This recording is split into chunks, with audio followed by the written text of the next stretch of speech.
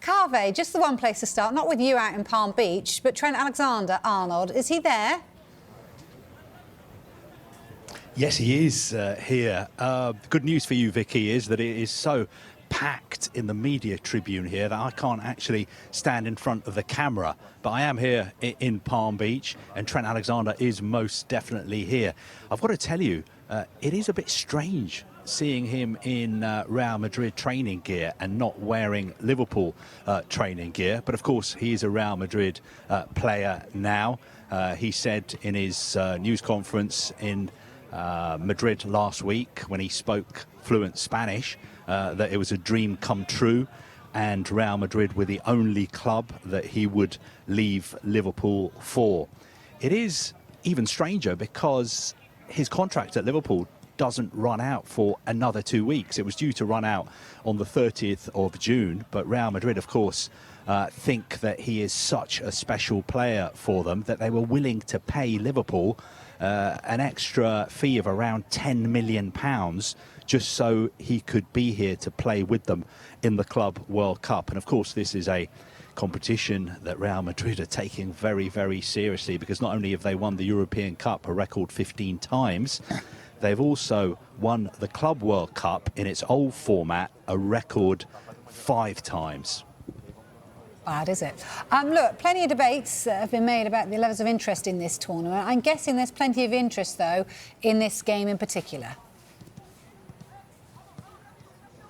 Yes, I mean, Real Madrid, wherever they play, the stadiums are always full.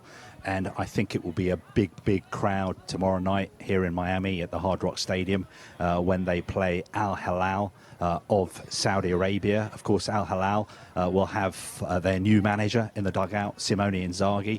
His first game for them since he left Inter Milan after the Champions League final. But when you look at these players training out here, you realise just how big Real Madrid are, if you didn't already know. And Trent Alexander-Arnold is just one of their new signings who's on show today. Dean Howson, who's joined from Bournemouth, is also training with them today. We managed to grab a few words with him before he started training. You should be able to see those clips and those interviews with him very, very shortly. But he is somebody who is really living the dream as well, like Trent Alexander-Arnold. He had a £50 million release clause in his contract at Bournemouth. He only spent 1 season at Bournemouth, but he made such a big impression that virtually every big club in Europe was trying to sign him.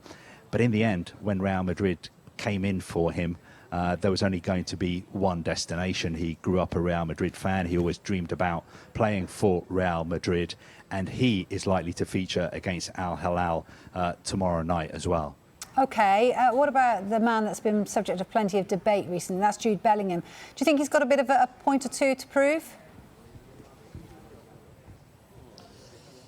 It's been a strange few weeks for Jude Bellingham. I think we should start off by being fair to him, that he has been carrying a shoulder injury, I think, and he's been delaying shoulder surgery. So perhaps he hasn't been at his best because that has been troubling him, and he delayed the surgery because he wanted to play in this tournament. Of course, he was at the centre of a media storm last week after the England manager Thomas Tuchel gave that interview in which he seemed to suggest that his mother didn't know how nice Jude Bellingham is, although Thomas Tuchel says, I know how nice he is. And I think he used a word which maybe he didn't know how strong the word was. He said that his mother sometimes finds Jude Bellingham's behaviour repulsive. So I think that was the headline. But of course, those people who know Jude Bellingham will tell you that he is not repulsive at all. He's somebody who is very, very passionate. He is, of course, one of the best players in the world at the moment. There was a very good article by David Walsh in the Sunday Times a couple of days ago about Jude Bellingham, seeming to suggest that Jude Bellingham needed to look in the mirror when it comes to how he treats referees. And David finished off that article by writing, "My feeling is that Bellingham needs to start growing up fast. His sense of always being the victim especially of what he sees as refereeing mistakes, is wearisome when not downright intolerable. To a great degree, I'm with Mrs. Tuchel. So I think Jude Bellingham is obviously aware of the criticism that he gets relating to the way he treats referees. Who knows, maybe that's something that he's going to address in the future. But for the meantime, of course, he, like all these other Real Madrid players, is just fully focused on trying to become world champions. Yeah, and I guess what they all want to do is impress the new boss, don't they? Xabi Alonso very much in the hot seat now. Yes, Xabi Alonso will have his first competitive game as the Real Madrid head coach tomorrow night.